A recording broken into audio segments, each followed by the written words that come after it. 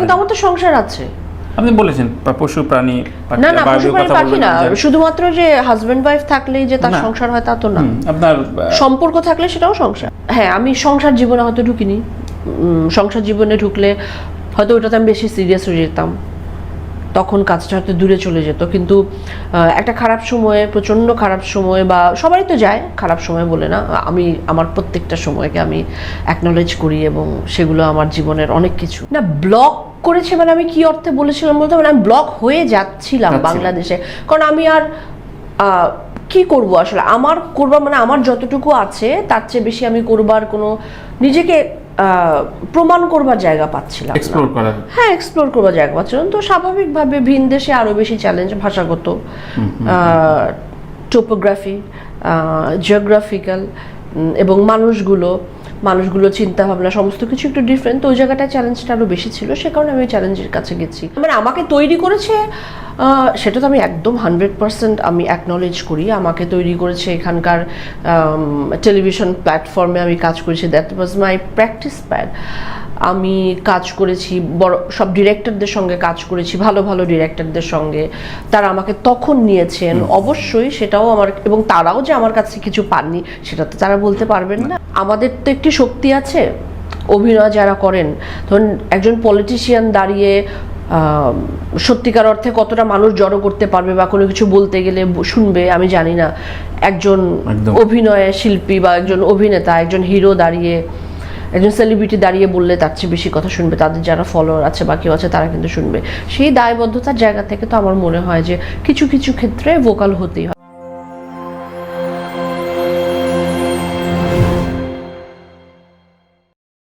হ্যাঁ, সত্যিকার অর্থে আমার কলকাতায় প্রচুর অফার ছিল, সবাই বলে চেষ্টা করে, আমি তখন না করছিলাম। একটা জিনিস আমার ইচ্ছে ছিল তানভীর ভাই, যে ওটিটি প্ল্যাটফর্মে কাজ করলে প্রথমে বাংলাদেশের কাজ দিয়ে আমি শুরু করবো। হ্যাঁ, এটা আপনি বলেছিলেন।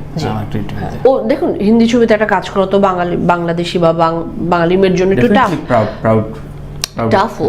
তো আমি তো আসলে খুব বড় রোল ফুল করবার মতন হয়তো সেজন্য একটা সময় লাগতো, প্রিপারেশন লাগতো। আপনি তো পরীক্ষিত না, পরীক্ষিত আমি কি করে হব? ভাষা তো এত সহজ জিনিস নয়।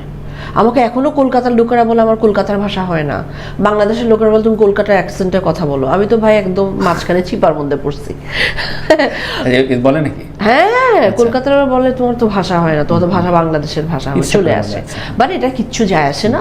আমি বাংলাদেশের জলবায়ু, আবহাওয়া, এই মাটি দিয়েই তৈরি এবং এখানে বেড়ে উঠেছি, এজন্য হয়তো কলকাতায় গেলে একটা অন্যরকম একটা টেস্ট পায়, এজন্য হয়তো আমাকে ওখানে কদর করে, আর কোনো কারণ নেই। নইলে আমি এমন কোনো আপনি কাজ দিয়ে জয় করেছেন, সেটা ঠিক আছে, ডেডিকেশনটুকু আছে। যে দেখুন, একটা হিন্দি ছবি করা আমাকে ওখানে গিয়ে থাকতে হয়, নইলে প্রডিউসাররা প্রথমত বিশ্বাস করেন না। হ্যাঁ, যারা বম্বেতে কাজ করে তাদেরকে প্রডিউসাররা কিন্তু বিশ্বাস করে না, যারা বাইরে থেকে আসে। ওখানে থাকতে হয়, না থাকলে মনে করে ছবির মাঝখানে অর্ধেক করে হয়তো চলে যাবে। ভারতীয় মানুষ, আচ্ছা, হ্যাঁ, মানে এটা আপনাকে বুঝতে হবে। যিশুদা ওখানে থাকেন, ওখানে বাড়িঘর সমস্ত কিছু আছে, সেটা বলে নয় অফার যে আসে না তা নয়, অফার আসে, কিন্তু ঠিক আছে, ঠিক জিনিসটাই হয়তো করব, অপেক্ষা করলাম। আচ্ছা, মানে আর আমি সবসময় বাংলা ছবি দিয়ে আমি ইন্টারন্যাশনালে যেতে চাই। খুবই হাস্যকর শোনায় ইন্টারন্যাশনাল যাওয়া, ইন্টারন্যাশনাল হওয়া। নারীবাদের সংজ্ঞা কি আপনার কাছে? ওরে বাবা, আমরা বুঝি না তো, একটু অনেকে অনেক কথা বলে, একটু শুনি আপনার কাছ থেকে। আমি এই বিষয়টা নিয়ে কথা বলতে চাই না। আমি চাই না, মানে আমি বিশ্বাসই করি না আমি আলাদা করে নারী পুরুষ। আমি শুধুমাত্র ব্যক্তি মানুষ বিশ্বাস করি, মানুষবাদিতে বিশ্বাস করি। আমি একমাত্র ব্যক্তি মানুষ বিশ্বাস করি। আমি যখনই এটা নিয়ে কথা বলবো তখনই আমি নিজেকে আলাদা করব। আমি এটা নিয়ে কথাই বলতে চাই না। আচ্ছা, আমি যেটা কাজ করবো সেটা আমি দূর থেকে করে যাব, আমার মতো করে আমি করে যাব। দেখুন না, অনেক মানুষ, খুবই স্ট্রং সংগঠন তো এক্সিস্ট করে। হ্যাঁ, সেটা করে, সেটা তারা করছেন, সেটা তারা ভালো কাজও করছেন, কিন্তু এটা নিয়ে খুব বাড়াবাড়ি ধরুন আমি করব না, আমি করতে চাই না, কারণ আমি একেবারেই ব্যক্তি স্বাধীনতা, ব্যক্তি মানুষটাতে বিশ্বাস করি। আমার কাছে আমি মনে করি যে বায়োলজিক্যালভাবে আমি নারী ছাড়া, নারীর শরীর ছাড়া আমি কোনোভাবেই সেই অর্থে সেই নারী বলতে যে কোমলতা, পেল, জিনিসগুলো বুঝায়, আমি কোনোভাবে সেই মেটেরিয়াল নই। সফলতা কথাটা মানে আমি নিজে বিশ্বাস করি না। আমি বিশ্বাস করি সার্থকতা। সফলতা মানে হচ্ছে সবাইকে পিছনে ফেলে নিজে সামনে এগিয়ে যাওয়া। সার্থকতা হচ্ছে অন্য জিনিস। আমি সবসময় আমার শিল্প দিয়ে সার্থকতা খুঁজতে চেয়েছি। আমি নিজে সার্থকতা খুঁজতে চেয়েছি। আমি সফলতার পেছনে আমি ছুটিনি, এবং সফলতার জিনিসটা আমার কাছে আমি চাই না। তো আমাকে বললে আমার কাছে ঠিকই তো মনে হয়েছে।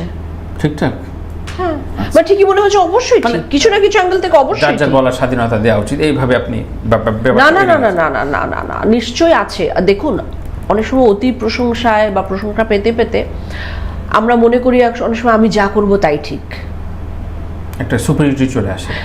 সুপিরিয়রিটি অথবা বেশি আত্মবিশ্বাস অথবা অথবা কি বলবো, এই যে আমি আনলার্ন করবার ব্যাপারটা বললাম, যে আমি শিক্ষক হয়ে গেছি, সেই বিষয়টা আমি আগেও বোধহয় আপনাকে বলেছি যে আমি শিক্ষক হতে চাই না, আমি স্টুডেন্ট থাকতে চাই। যতদিন স্টুডেন্ট থাকা যায়, যতদিন শেখা যায়, ততদিন আপনার কাজ শিল্প ভালো হবে। ফাইন। আপনার সমসাময়িক অনেকেই অবসর নিয়েছেন, বাচ্চা কাচ্চা নিয়ে সংসার, অন্যান্য বা কাজ করার প্রচুর আকুতি আছে, কিন্তু কাজ আসলে সেভাবে তারা করতে পারছেন না, লটস অফ। তো আপনার এই জায়গায় আপনার আলাদা হয়ে ওঠা, তখন আমি যখন জিজ্ঞাসা করি আচ্ছা জয়া তো করছে, ওর কথা আলাদা, আসলে নিজেকে ওইভাবে, আপনার কাছে ব্যাপারটা কি? ওই কুলের আমি প্রশ্ন করেছি, এই কুলের যদি জয়াকে প্রশ্ন করি, আপনার সমসাময়িক 90% কো-আর্টিস্ট, তাই কি? কিন্তু এখন তো ওটিটিতে অনেক ভালো ভালো কাজ করছে। ওটিটি বলা হচ্ছে দু একজন ফিরেছে, হাতে গোনা দু একজন। আপনি আপনার কৌশলটা কি? যারা করছেন না, স্ট্র্যাটেজি, আমার স্ট্র্যাটেজি, আপনি একা বলে নাকি সংসারটা আপনার সবার একটা বিলঙ্গিং করে বলে অনেকে? কিন্তু আমার তো সংসার আছে। আপনি বলেছেন পশু প্রাণী, না না, পশু প্রাণী পাখি না, শুধুমাত্র যে হাজবেন্ড ওয়াইফ থাকলেই যে তার সংসার হয় তা তো না। আপনার সম্পর্ক থাকলে সেটাও সংসার। কাজ তো করে যেতে হবে, তার মানে কাজ করতে চাই লোকে, কাজটুকুই তো মানে করছি আসলে। এখন পাশে যেটুকু আসে বা রাস্তায় চলতে গেলে কিছু যদি মণিমাণিক্য খুঁজে পাই, ওটা নিজে হাতে তুলে নেই, ওটা আমার অ্যাসেট হয়ে যায়, এটুকুই। আর আমি সংসার জীবনে হয়তো ঢুকিনি। সংসার জীবনে ঢুকলে হয়তো ওটাতে আমি বেশি সিরিয়াস হয়ে যেতাম, তখন কাজটা হয়তো দূরে চলে যেত। কিন্তু একটা খারাপ সময়ে, প্রচণ্ড খারাপ সময়, বা সবারই তো যায় খারাপ সময় বলে না, আমি আমার প্রত্যেকটা সময়কে আমি অ্যাকনলেজ করি, এবং সেগুলো আমার জীবনের অনেক কিছু। হয়তো আমি আজকে একটা জায়গায় আসতে পেরেছি বলে এটা বলছি, সেটাও বলছি, কিন্তু সেই সময়গুলোতে আর কেউ না থাকলেও আমার কাজ ছিল। দেখুন, স্ট্রাগল সবার জীবনে থাকে, আমি কখনো আমার স্ট্রাগল সেল করি না। আপনি কি মনে করেন যে আমি একাই কষ্ট করে যুদ্ধ করে চলে যাচ্ছি, এগিয়ে যাচ্ছি? নো, প্রত্যেকটা মানুষ, আজকে এই দরজার বাইরে যে ছেলেটি বা মেয়েটি দাঁড়িয়ে আছে, তার জীবনে প্রচণ্ড স্ট্রাগল আছে। এখন কে কতটুকু সেল করে বা কিছু, বা এটা নিয়ে আমি ফুটেজ খেতে চাই না। অনেকেই বলে যে আপনি প্রথমে যে কমার্শিয়াল লেন্থে যে ট্রাইটা করেছিলেন শাকিব খানের সাথে, সেই জনরার বা সেই জনরার আপনি না, আপনি ওই টাইপের হিরোইন ম্যাটার না, কিন্তু আপনি কেন আসলে ওই সময় কাজটা করেছিলেন? আমি প্রত্যেকটা জায়গায় আমি দেখতে চাই নিজেকে, আমি এক্সপেরিমেন্ট করতে চাই, আমি দেখতে চাই আমি পারি কিনা, আমি দেখতে চাই এই জায়গাটা কেমন, কমার্শিয়াল ছবিতে অভিনয় করতে কেমন লাগে। এক ধরনের তো আমি একটা ধরুন জীবন ভিত্তিক অথবা যেগুলো জীবন ঘনিষ্ঠ কাজ বলি, সেই কাজগুলো আমি করেছি। তো কমার্শিয়াল ছবি, মানে যে জীবনটা আমি যাপন করি না আসলে, আমরা সাধারণত যেমন দেখি এরকম করে কমার্শিয়াল ছবিতে লিপস্টিক দিয়ে তো কেউ ঘুমোয় না, আপনি রিয়েল লাইফে আপনি কেউ ঘুমোয় না আসলে। এটা কেমন, মানে কি হয়, তো আমি একদম দেখবার জন্য নিজেকে। আচ্ছা, সেটা ফেল করি বা উইন করি সেগুলোর বিষয়ে আপনার কোনো টেনশন, চাপ ছিল না? টেনশন, ফেল, এগুলো না আমার চাপ ছিল না। তবে আমি এটুকু জানতাম যে হ্যাঁ, মানে ছবিটা কোথাও যাবে, দর্শকপ্রিয়তা তো পাবে। আপনি বাংলাদেশে একসময় ব্লক হয়ে যাচ্ছিলেন, এবং সেই কারণে সব কিছু মিলিয়ে যে কাস্টিং প্রপারলি কাস্টিং হচ্ছে না, সেজন্য আপনি অন্যভাবে একটু ড্রাইভ দিতে চাচ্ছিলেন। বিষয়টি কি আজ থেকে প্রায় 4-5 বছর আগের কথা যদি হয়, আপনি বলার পরে অনেকগুলো নির্মাতা আমাকে ফোন করেছিলেন, ইনফ্যাক্ট আমার শোতে বলেছেন জয়াকে তো আমরা বানাইছি, তো এটা ব্লক কেন বললো, এটা তো অভিমানের কথা, এটা অভিমান করলাম। আমাকে আপনার সাথে এর পরেও ফোনে বা দেখা সাক্ষাৎ হয়েছে, কখনো বলা হয়নি। অফিসিয়ালি আজকে আমার আর একটা শোতে বলতে চাচ্ছি, সেই কথাগুলো কি অবশ্যই বাস্তবতা থেকেই তো বলেছিলেন? না, ব্লক করেছে মানে আমি কি অর্থে বলেছিলাম বলতে, মানে আমি ব্লক হয়ে যাচ্ছিলাম বাংলাদেশে। কারণ আমি আর কি করব আসলে, আমার করবার মানে আমার যতটুকু আছে তার চেয়ে বেশি আমি করবার কোনো নিজেকে প্রমাণ করবার জায়গা পাচ্ছিলাম না। এক্সপ্লোর করার, হ্যাঁ, এক্সপ্লোর করবার জায়গা পাচ্ছিলাম। তো স্বাভাবিকভাবে ভিন দেশে আরো বেশি চ্যালেঞ্জ, ভাষাগত, টোপোগ্রাফি, জিওগ্রাফিক্যাল, এবং মানুষগুলো চিন্তা ভাবনা সমস্ত কিছু একটু ডিফারেন্ট। তো ওই জায়গাটায় চ্যালেঞ্জটা আরও বেশি ছিল, সে কারণে আমি চ্যালেঞ্জের কাছে গেছি। এবং আমি যেই টাইপের কাজগুলো করতে চাইতাম বা আমার অভিনয় মানে প্রতিভা বলবো না, সরি, অভিনয়ের যে ইচ্ছেটুকু সেটুকুকে আমল দেবে এরকম কাজ আমি এখানে পাচ্ছিলাম না সব, বা তখন আমি সেখানে গেছি। হ্যাঁ, আচ্ছা আচ্ছা, অবশ্যই। না মানে আমাকে তৈরি করেছে, সেটা তো আমি একদম 100% আমি অ্যাকনলেজ করি। আমাকে তৈরি করেছে এখানকার টেলিভিশন প্ল্যাটফর্মে আমি কাজ করেছি, that was my practice pad.